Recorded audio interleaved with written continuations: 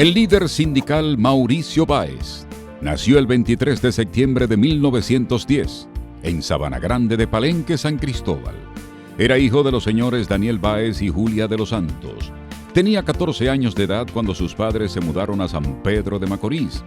En ese tiempo, un importante centro económico del país, por donde entraban la mayoría de los extranjeros que venían a República Dominicana.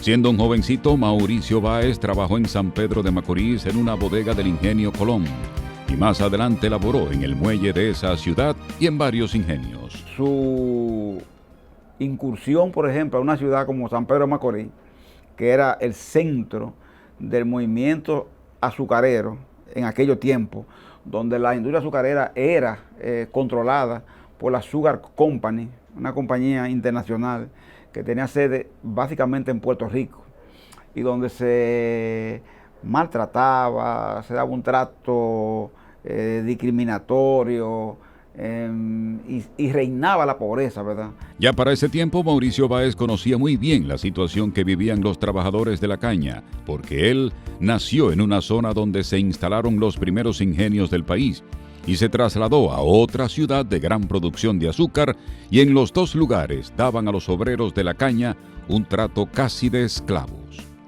El maltrato a los trabajadores hizo que Mauricio Báez se motivara a luchar en su defensa, centrando su atención en los que trabajaban en el corte y tiro de la caña, que eran los más explotados. Realmente es un hijo de la caña, Mauricio Báez, y todos conocemos lo que ocurría, el nivel de explotación que se daba con este tipo de obreros durante la dictadura trujillista. En consecuencia, es deducible de que ese interés sindicalista, de ser dirigente obrero, surgiera a raíz de la necesidad de buscar una serie de reivindicaciones para él y para sus compañeros de labores en los ingenios. Hay que entender que no había un seguro contra accidente, por ejemplo. Un bracero se cortaba una mano, un dedo, una pierna, y no había quien le respondiera. No existía una ley de accidente laboral, no existía un código laboral, no existía un seguro social. Entonces, no existía un salario mínimo. El pesador engañaba con el peso, ¿verdad?, al cortador de la caña. Pesa la caña bien bandole, pesa la caña bien bandole. Mauricio Báez tenía 20 años cuando en 1930 se inicia en las actividades gremiales, integrándose a asociaciones e instituciones sindicales. Siendo miembro activo del sindicato, estimuló y organizó otras organizaciones de igual índole en diferentes zonas de la región este, hasta lograr organizar más de 30 sindicatos en toda la provincia de San Pedro de Macorís, con los cuales fundó la Asociación Local del Trabajo de San Pedro de Macorís. Rápidamente ganó la confianza de los trabajadores, de los que asumía su defensa sin importar las consecuencias. En varias ocasiones me decía doña Tata que tenía que esconderse para preservar la vida. En muchas ocasiones tuvo que huir de San Pedro de Macorís, como ocurre siempre con todos los luchadores frente a una situación como la que se daba en ese momento en República Dominicana. Por la solidaridad y el trabajo en la formación de sindicatos que desarrolló en la década del 30, Mauricio Báez se convirtió en el líder obrero más importante de la década del 40, que aprovechaba en ese tiempo el periódico El Combate y luego El Federado para impulsar la lucha de los trabajadores de la región este, principalmente en La Romana y San Pedro de Macorís. Hay un escrito, por ejemplo, de Mauricio Báez, donde él reclama por la trabajadora que laboran en los hogares, es decir, por la trabajadora doméstica. Él hace un reclamo por ella. Hace un reclamo por la trabajadora que laboran en el área textil, en San Pedro de Macorís. Una fábrica que había, una tintorería, en la que muchas mujeres morían tuberculosas. Para ese tiempo ya Mauricio Báez tenía varios hijos, porque mantuvo una relación desde 1930 con María Onelia Mueces Blondet, a quien le llamaban Doña Mirita, oriunda de Vallaguana, con la que procreó 4 hijos.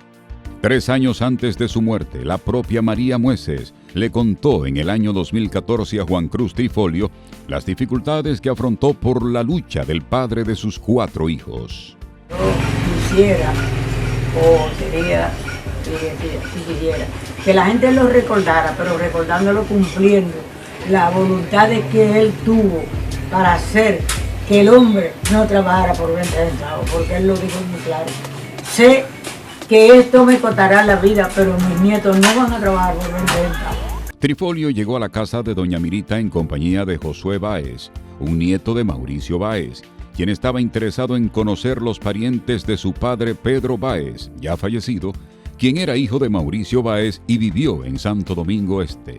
Y me contaba de que pura y sencillamente Mauricio Báez, su trabajo fundamental lo fue ser obrero en el corte de la caña, en los ingenios, en los bateyes, fundamentalmente.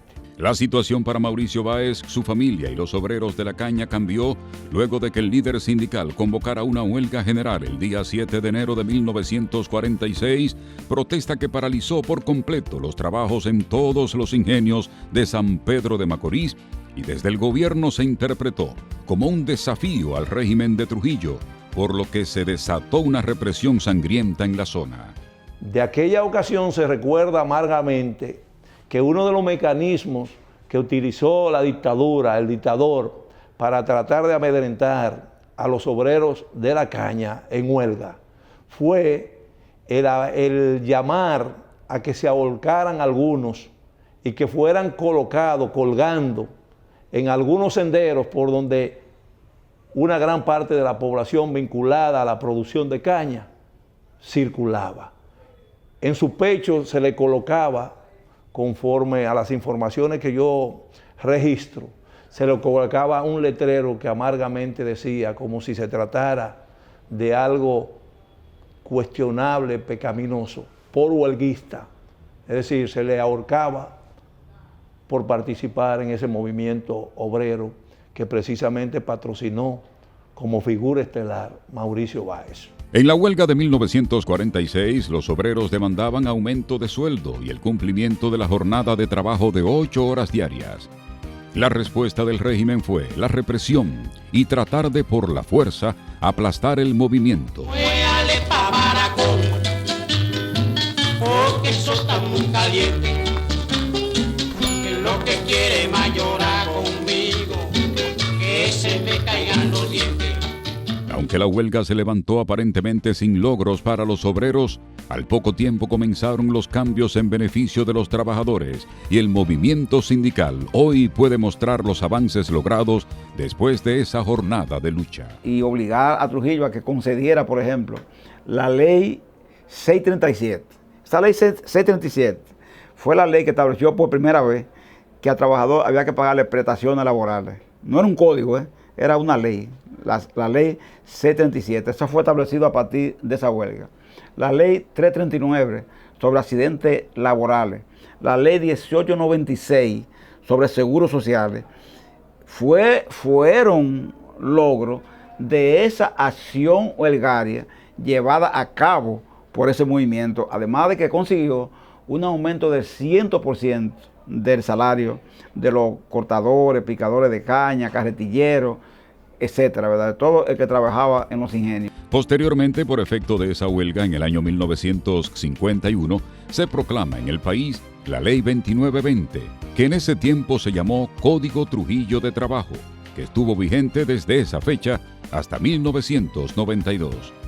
Después de la huelga de los ingenios de 1946, el tirano Trujillo incrementa la represión contra los movimientos sindicales de la región este, asesinando y encarcelando a decenas de sus miembros, lo que motivó que varios de ellos se refugiaran en la Embajada de México, desde donde se fueron al exilio, incluyendo a Mauricio Báez. Todos los compañeros lo persiguieron, lo desvertebran ese movimiento, lo desmantelan, persiguieron a la gente por donde quiera que estaban. En busca de preservar su vida, Mauricio Báez se va exiliado a Cuba y allí se liga al movimiento antitrujillista. Allá se juntan con los exiliados antitrujillistas.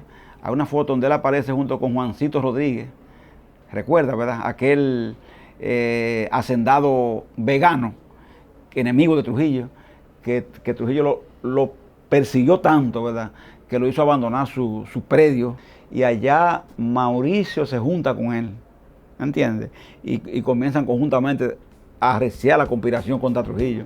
Regresó al país para participar en un congreso obrero, luego que el gobierno de Trujillo informara de una apertura con los trabajadores, y muchos de los líderes del movimiento obrero que estaban en el exilio regresaron a República Dominicana. Luego de regresar a República Dominicana, tomando en cuenta la promesa del generalísimo, se dio cuenta que era imposible permanecer aquí y que su vida estuviese garantizada en consecuencia. Luego volvió al exilio definitivamente. Volvió como exiliado a La Habana, Cuba, y desde allá siguió su combate a la tiranía de Trujillo con un programa a través de la emisora 10+10, que tenía una gran audiencia en Cuba y cuya señal también se captaba en la República Dominicana. Según narra el historiador Roberto Casat en su libro Personajes Dominicanos, Mauricio Báez fue desaparecido físicamente el 10 de diciembre de 1950, a consecuencia de un plan en el que participó Félix W. Bernardino y un criminal que estuvo al servicio del gobierno cubano, a quien conocían como El Extraño. Conforme al relato de Casá, Félix W. Bernardino pagó por mandato de Trujillo $30,000 para hacer desaparecer a Mauricio Báez. Se habla de ese tema, nunca ha podido ser comprobado.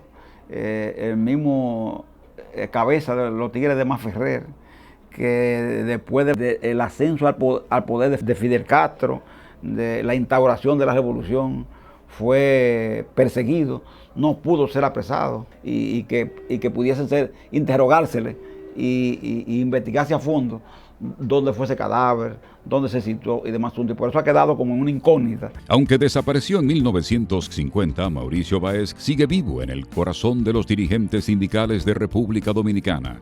La hazaña de Trujillo no terminó con la muerte de Mauricio Báez, porque 9 años después también ordena eliminar a 2 de los hijos que tuvo el líder sindical con Mirita, Pedro y Federico Báez Mueces, quienes fueron asesinados en 1959. En el movimiento sindical, especialmente de los sectores más progresistas del movimiento, reconocen a Mauricio Báez como la figura cimera del movimiento sindical dominicano. Hay una plazoleta que se construyó cerca de aquí, a una esquina de aquí. Está construida la plazoleta Mauricio Báez. Además de la plazoleta en honor a Mauricio Báez en Villajuana, hay varios lugares públicos que llevan el nombre del gran dirigente obrero, incluyendo el club más importante del sector y uno de los más populares de todo el país. Los sindicalistas atribuyen esa distinción de Villajuana hacia Mauricio Báez al hecho de que ese sector es la sede de las oficinas de las principales centrales sindicales y también se conoce como el barrio obrero de Santo Domingo. El nuevo puente sobre el río Iguamo lleva el nombre de Puente Mauricio Báez. Hoy, por todas partes, se reconoce a Mauricio Báez como el más importante líder obrero que ha nacido en la República Dominicana. Por su valor, integridad y firmeza en la lucha por defender los derechos de los trabajadores, Mauricio Báez ocupa un lugar de honor en las páginas de nuestra historia.